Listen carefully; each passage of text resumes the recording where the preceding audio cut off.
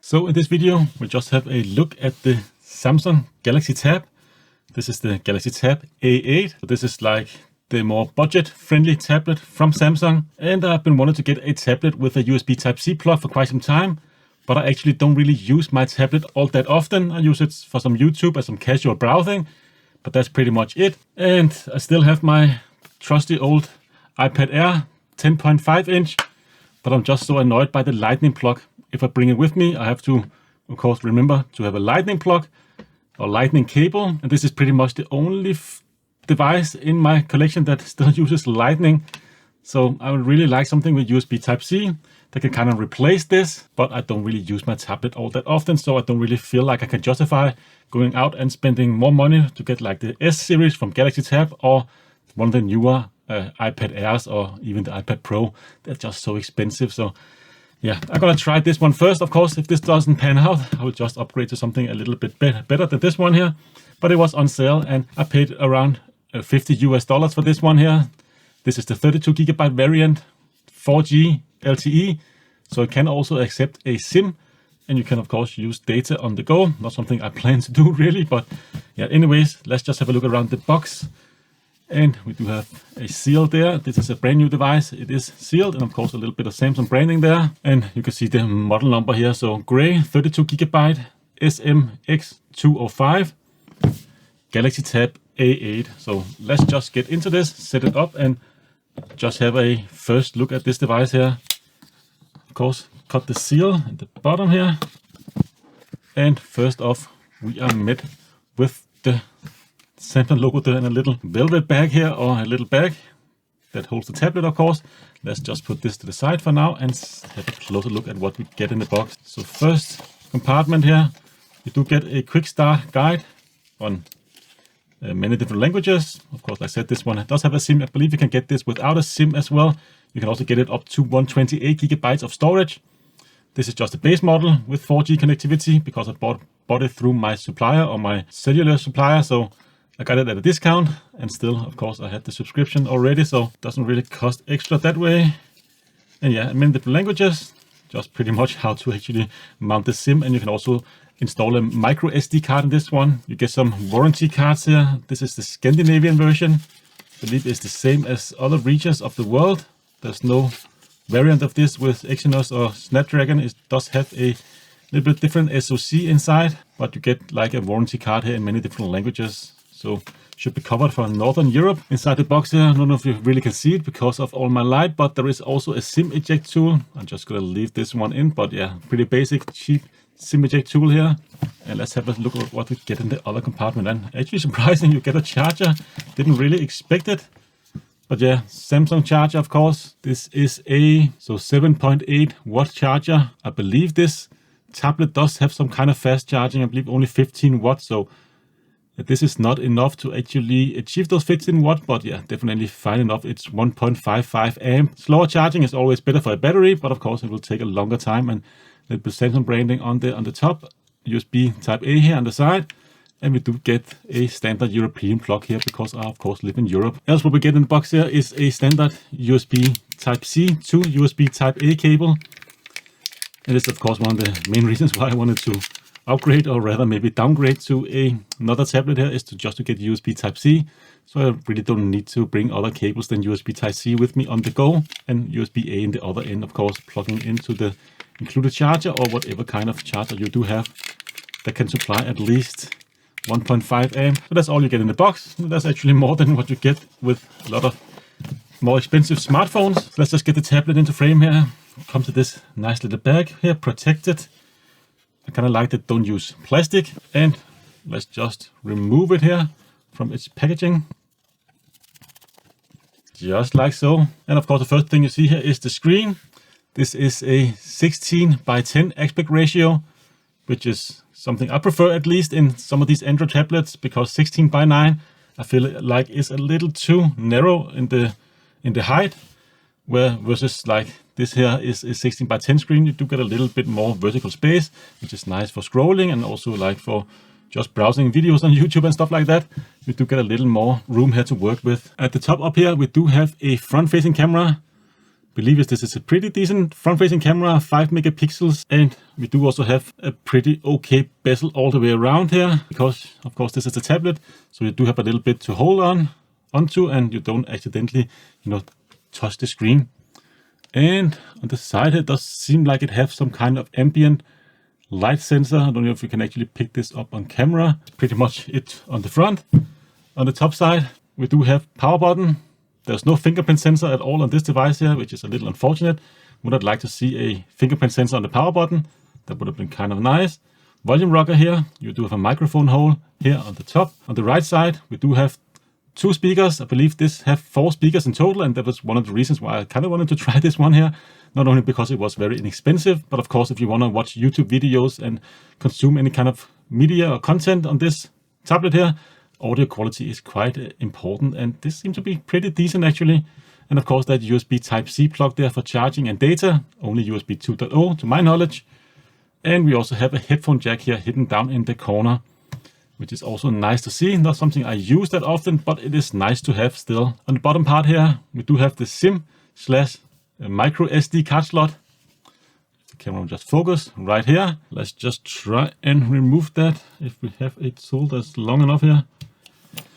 Like so. And this one here, like I said, is the one with the SIM card or with the LTE built in. If you don't have a LTE built in, I believe there's no room for a SIM here, but you can still also just mount that micro SD card, of course, to expand the storage for your media. And on the left side here is where you find the 2 other speakers. So 4 speakers in total, quad speakers. I believe they're also Atomos supported or optimized, and do have another microphone hole here. On the back side of the tablet, it is made of metal. It does feel actually pretty decent, but still a little bit cheap compared to like an iPad Air, or if you're used to iPad, they're pretty well built. This one does feel a little bit cheaper, and I believe it is plastic in the top here because it needs something for the antennas. But overall, metal construction in this price point here is again pretty nice. And we do have a little camera here on the back, but of course don't expect anything from a tablet camera. Definitely is not something you should use as your primary camera, but it could be handy to have from time to time, or if you want to scan some QR codes and stuff like that. It is still handy to have a tablet or a camera on a tablet, but yeah, I never really use it on mine. Of course, a little bit of a Samsung branding up here in the corner as well. Let's just try and turn it on actually and just go through the setup process. Samsung Galaxy, secured by knock. You can use face unlock with this tablet here, but of course it's not really that secure. You only use the camera. I plan to just use it because, like I said, I don't really use my tablet for anything. I don't really have anything important on here. If somebody would like to hack into this one, I'm not really too concerned. And it is much easier still than to type in a password, and still pretty okay secure. And we got straight to the welcome screen here. Let's just click the blue button. Insert SIM card to connect to wireless connectivity. But yeah, like I said, I'm not going to use a SIM card in this, at least not yet. I might do so in the future, but I don't really need to because I have Wi-Fi wherever I'm going to use this tablet. Let's just agree to as few as those license agreement as possible. So the other one here is optional.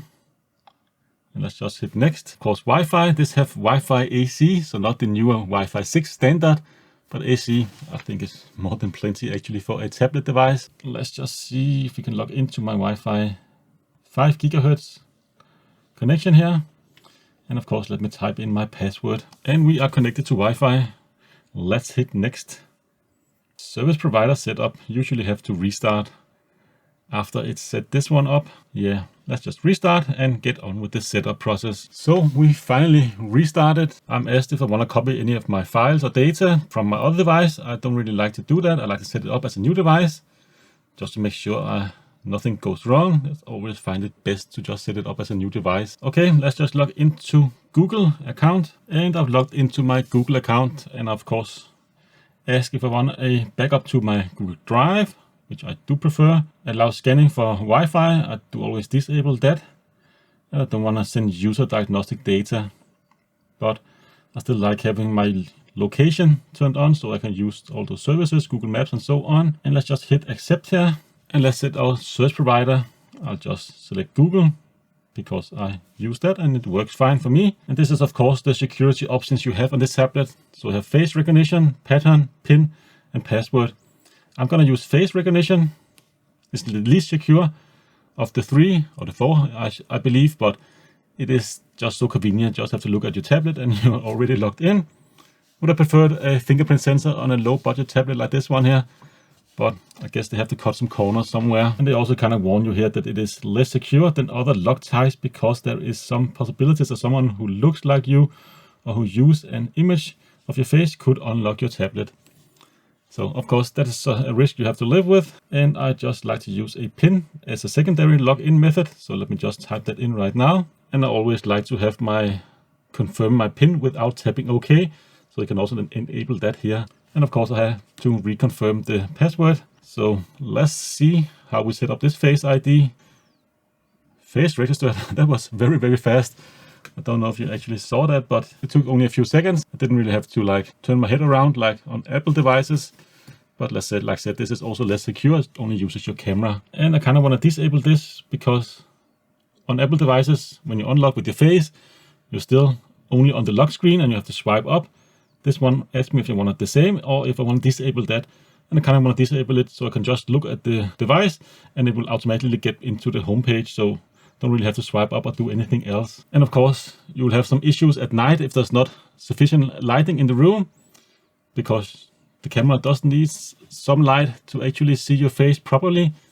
So it can kind of brighten the screen, so it will work a little bit like a video light or a flash on your screen or on your face. So you can, of course, unlock at night, and let's just enable that. You can always disable that later.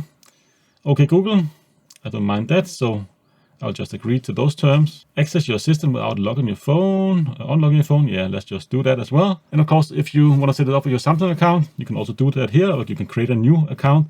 And I believe you can also just use your Google account, connect that to your Samsung account. I already have a Samsung account, so let me just log into that one. And once logged into your Samsung account, of course, you have to agree or not agree to all of those terms. All of them, most of them are optional.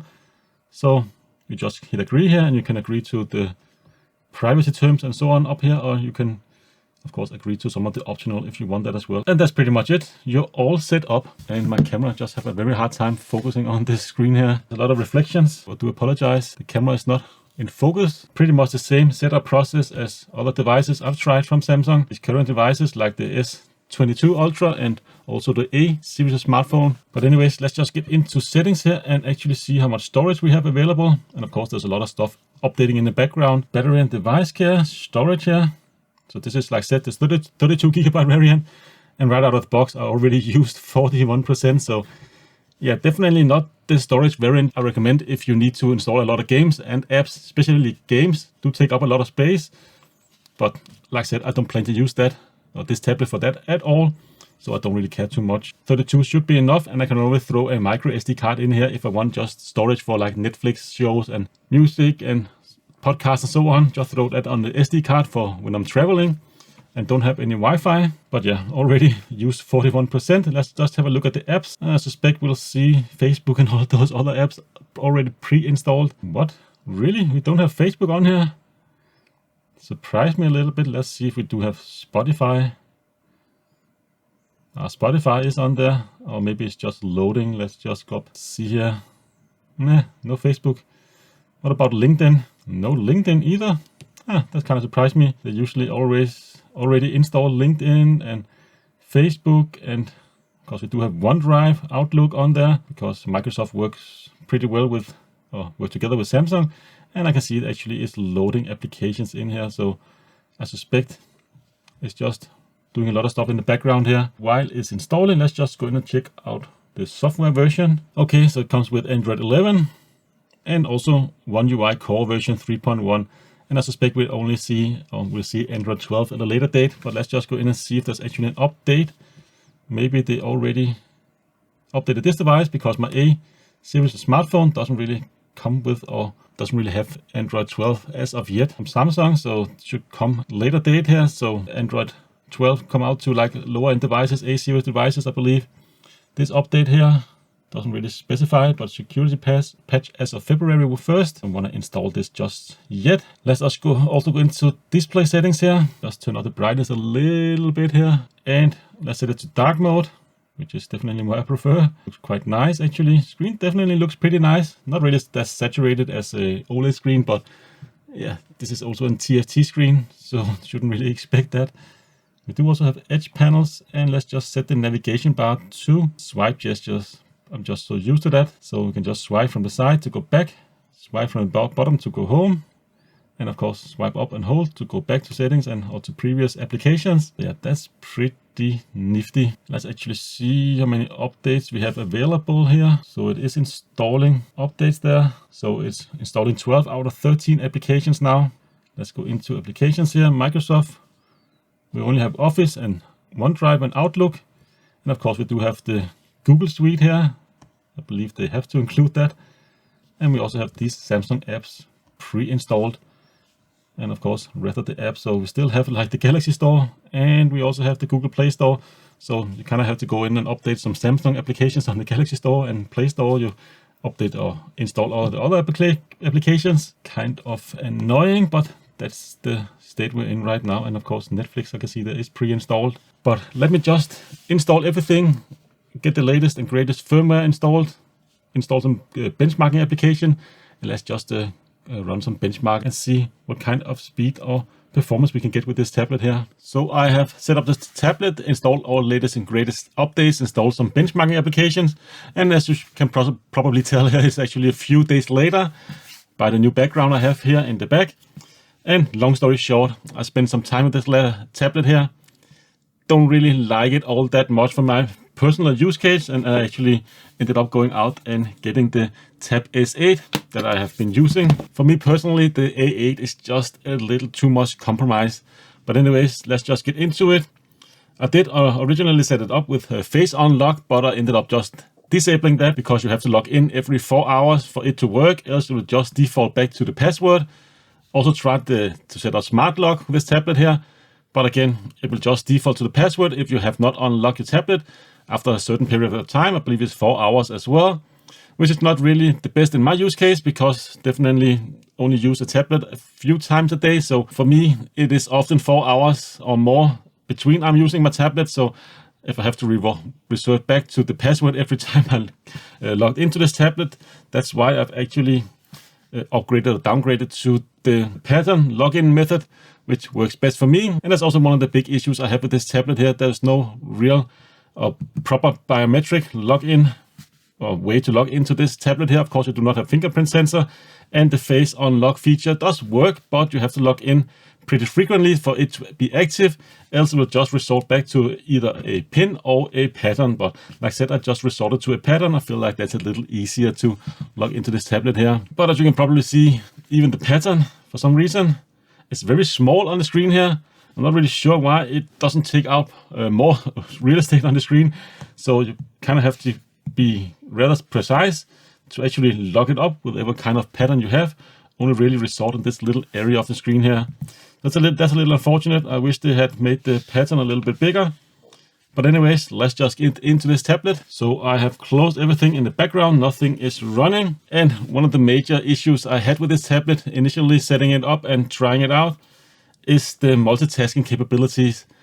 I believe this is mostly due to the lack of memory. Only have 3 GB of memory or RAM inside. This specific model here, this is the 32 GB variant. So multitasking, switching between apps can be a very slow experience. So for instance, if you are looking at or watching a YouTube video, which I probably primarily use my tablet for. So if I go in here and click on a YouTube video, you can also see like scrolling is pretty choppy at times. So let's just click on a video here. You see it does start pretty fast. We just turn down the volume here. So if I'm, for instance, watching a video, I wanted to browse the web at the same time. It is doable in this tablet here. Let's just go to Samsung Internet Browser here. You can see it does take quite a long time for the browser window to actually open up. But once it's open, we can like Google for something or search for something. You can see just the keyboard takes several seconds for that to pop up. And it's very unresponsive. The first few seconds they're trying to type something. Let's go into the New York Times. Search for that. It's not really fast. And let's just go into the website there. You can see the YouTube video is actually playing at the same time. So does definitely work in multitasking environment here. So you can kind of watch a video or listen to a video at the same time browse the web. But as soon as you try to do anything more than that, the tablet will just kind of struggle quite a bit. You can see right there already, you see a lot of choppiness. Definitely doable, but if you're used to like a performance of a smartphone, this is of course a high-end smartphone, so the S22, not really in the same category. But even a phone here like the A22 is significantly faster than what you can accomplish with the Tab A8 here. I'm a little bit disappointed, even though this is an entry-level tablet. It is not really all that inexpensive. You can see that a lot of lagginess, at least initially scrolling. Now it's actually fine. And it's definitely not a fast tablet by any stretch of the imagination. So let's try to go back to YouTube here and see how fast it will actually. Not bad at all. Try to play another video here. Let's just try and play this one here. Now it looks pretty okay. And multitasking now seems to be pretty decent. But again, for multitasking, this is definitely not a tablet. If you just want to browse the web and or watch a YouTube video, it is still playing YouTube in the background here. You're good to go. But if you, like me, switch between applications frequently, so for instance, I have a YouTube running in the background, then I will browse the web, then I will go to email and then maybe open an application or two, then this tablet definitely falls a little bit short, and it's evident the more you use it. So like I said, for me, it didn't really take more than a few days of using this tablet before I actually went out and got the Tab S8 instead. So sometimes it's actually more expensive to buy cheap than just go out and get the tablet that you really wanted. But other than that, I feel like the screen, the speaker quality is actually quite good on this tablet here, especially in terms of price point. Definitely cannot really complain about those two aspects of the tablet. There is a lot of reflections, but that's not only on this one here. The S8 also have quite a lot of reflections, a little bit less, but much high quality screen. But yeah, definitely do get a lot of reflections for the screen here. And in terms of performance, it's not really all that impressive, but of course wouldn't really expect it to be from an entry-level tablet. Of course, it is running the Unisoc SoC, so a very entry-level SoC, so CPU and GPU. Let's just go in here and look at the results. I previously ran the benchmark and just compare a little bit here to the S8. You can see the A8 single core 365 versus the S8, you're getting 1204. So yeah, around 3 times faster single core performance on the S8 versus the multi-core performance, and more than twice as much, from close to 1300 to like over 3000 on the S8. I don't believe that the CPU is the limiting factor of the Tab A8. It should still be plenty okay. I believe it's the lack of memory, because we only have 3 GB of memory. And in terms of compute, again, the S8 is just so much faster at close to 6000 OpenCL compute score here in Geekbench versus 964 OpenCL. So yeah, not a fast tablet by any stretch of the imagination, but again, should be plenty fast to just run a few applications. And the built-in storage is not really super fast by any stretch of the imagination, but we're getting 209 megabytes per second read and around 68 megabytes per second write, which is of course significantly slower than the Tab S8 again, but the Tab S8 is also a much more expensive tablet, so we're getting more than 1000 megabytes per second read and close to the 275 megabytes per second write. And in terms of Wi-Fi performance, of course it only have Wi-Fi 5 on board here, but plenty fast for whatever kind of test you should probably use a tablet for, like streaming and downloading content. So I can't really complain there. As you can see here, we're getting close to like 300 megabits per second download speed, and again close to 300-ish megabits per second upload speed. So plenty fast, can't really complain there from a budget tablet. Let's just listen to some audio so you can just get a feel of this speaker setup here. So we're at 100% volume right now.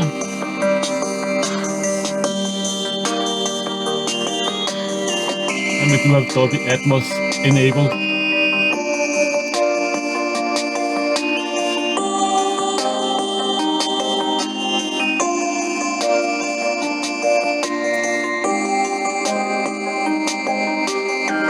Let's have a listen to some speaking voice, or my beautiful speaking voice here, just to get a feel of the quality. In this video, we will just have a look at this front bezel from Supermicro.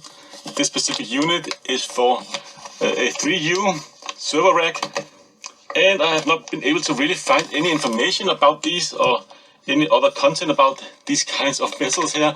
So if you're interested in knowing what you actually get included with this video is of course for you, because on Supermicro's website there's only really a very low resolution image of the front vessel. So it does get plenty loud, does lag a little bit in the lower frequencies, but again, definitely from a low end tablet or budget tablet, I feel like these speakers is probably amongst the best you can get out there. And that as well goes for the screen. Not super crisp, not super saturated colors, but definitely fine enough and high enough resolution as well. So if it's text and so on, looks pretty crisp on the screen. Like I said, the only real issue I have with the screen is the glare, which is quite a lot. And in terms of camera, of course, we do have the single camera here on the back. So don't really have that many camera functions, but should be pretty decent quality wise. Let's just try and snap a photo here of my mouse. And let's go and capture one with the front facing camera here. So camera, of course, nothing really to write home about, but fine enough for just snapping a photo of a piece of document, or if you don't have your smartphone nearby, it could of course also do the job for some casual photo capturing. And the selfie camera there, fine enough, I would say, for like Zoom calls or Skype calls or any kinds of video calls. Not really super great quality, but yeah, decent enough, and again, probably a little bit better than what you can expect from a lower end tablet like this one here. And in terms of camera functions, you do get a few here. You of course have portrait, so you can make those like background blurry shots, standard photo with 2 focal length, but this is just digital zoom, so you don't have of course multiple lenses on the back. You also have video, but you can only capture up to full HD at 30 frames per second. And then you have some more features here. So you have Pro, Panorama, Food, and Hyperlapse. So yeah, food of course a very important mode. So you can snap a photo of your food when you are enjoying your tablet and your food together. And then of course you have some more options if you go into settings. So you can scan QR codes, color optimizer, you can have those grid lines enabled, watermarks, shutter sound, you can disable that. And of course, if you have an SD card, you can also record straight to the SD card from this tablet here. So camera, I feel like, is plentiful and maybe a little punches a little above its price segment. And in terms of software, of course, the latest and greatest as of this video is still only Android 11, which is a little unfortunate. I think that Samsung is not prioritizing their like lower end devices, with newer updates. Should come, of course, at a later date, but you shouldn't really expect it to get the latest and greatest as fast as, you know, the more high-end tablet like the S8, for instance, and of course the higher-end smartphones, the A series. Yeah, they're just a little behind, so it could be like up to 6 months or something like that before you actually see the latest update. And by that, other devices are probably running Android version 13. So stuff, for instance, missing, like from other devices, you can have that virtual RAM, or what Samsung calls RAM Plus, where you can set a specific portion of the storage, built-in storage, to use as RAM, kind of as swapping, or like swapping on a PC or a Mac computer. But here you can see there's no option for that RAM Plus on this device, and that's a little unfortunate because yeah, it is limited by that 3 GB of memory, which I believe is the biggest drawback with this device here, if you want to do any kind of multitasking. But it can't really have that many apps open at the same time, especially like browsing the web. If you have a lot of tabs open, it will just eat through that memory relatively fast. Unlike, of course, here we can see on the S8, we of course have more built-in memory, but we also have that feature called RAM Plus. So you can go down here and set up to 8 GB of the built-in flash storage to work as like swapping memory. So applications will be held in memory or in the storage for longer period of time, which could kind of make the device run a little bit faster if you're switching between applications. Frequent, not available, at least not yet on the A8, Tab A8, which is a little unfortunate that this tablet could really use a little bit more memory. But I think that sums it up pretty much for this tablet here. It is a pretty decent tablet. You shouldn't just, or you shouldn't expect any kind of multitasking from a tablet like this one here. It is fine if you just want to watch some YouTube videos, maybe browse the web, but if you're switching between multiple apps, definitely look elsewhere in my opinion. But it is definitely still pretty good tablet. I feel like the quad speaker system is pretty nice. The screen is also quite good, except for the glare. And of course, if you use your tablet more frequent throughout the day, the face unlock actually worked quite well. Battery life also is quite good actually. And also impressed me a little bit with Samsung devices here that the standby time has actually gotten quite a bit better since the last time I tried a Samsung tablet, which is multiple years ago. So definitely quite good standby times as well. It is built very well, nice metal constructions. You feel like it is kind of a high quality tablet just by feel. You know, it feels very sturdy in your hand, and you do feel that aluminium there whenever you are holding the tablet. For me personally, I am debating with myself whether I should sell it, because I can make a little bit money actually if I sell it, or maybe I should just use it for some other things around the house. I've considered just setting it up with my home assistant, so I can have like a specific app just run on this tablet here, so I can control all my lighting, my heating, and of course maybe get a little bit of weather forecast and so on. So set this up in my living room so it's always on, and I can quickly just switch between different lighting and so on in my home. That's what I am considering using it for, but I don't really need it because I pretty much always have a tablet within reach. Or if I don't have a tablet, I have a smartphone in reach, and if I don't have a smartphone, of course I have a computer, laptop, and I can pretty much control all my stuff from there. I don't really need it, but I've always wanted something like that set up in my home, and this device is perfect for that in my opinion. But to use as a tablet, kind of a laptop replacement or in between a smartphone and a laptop, it just doesn't do it for me personally. And I am not a high-end user or a super advanced user at all, but like I said, just switching between multiple applications. For instance, watching a YouTube video, going to Edge and browse the web, watching or checking your emails, and then it will just bog down and can't really handle more than that. And that's not quite enough for my use case. But if you could get this at a good deal and you're kind of lowering your expectations a little bit, it is definitely a decent device, and I can recommend it. Just be aware of those issues I have, of course, talked about in this video here. But that's pretty much all I have for this video. I hope to see you again in a future one. Until then, take care.